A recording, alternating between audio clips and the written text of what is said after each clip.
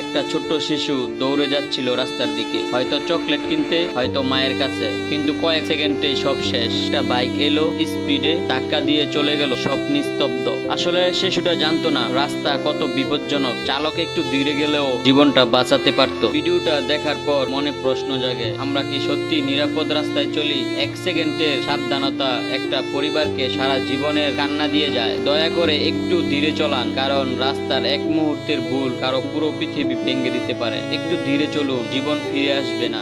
একটা দুর্ঘটনা শুধু চালকের ভুল না, আমরাও দায়ী। আমরা যারা মা বাবা, অভিভাবক, বাচ্চারা নিষ্পাপ, তারা জানে না রাস্তার ভয় কত বড়। তারা দৌড়ায়, খেলে, হাসে, আর আমরা ভাবি কিচ্ছু হবে না। কিন্তু একটা অসাবধানতা সারা জীবনের কান্না হয়ে ফিরে আসে। তাই দয়া করে একটু চোখ রাখুন। বাচ্চারা যেন রাস্তায় না দৌড় দেয়, রাস্তার পাশে খেলতে না যায়। আপনার একটুখানি সতর্কতা একটা ছোট্ট জীবন পুরো ভবিষ্যৎ বাঁচাতে পারে।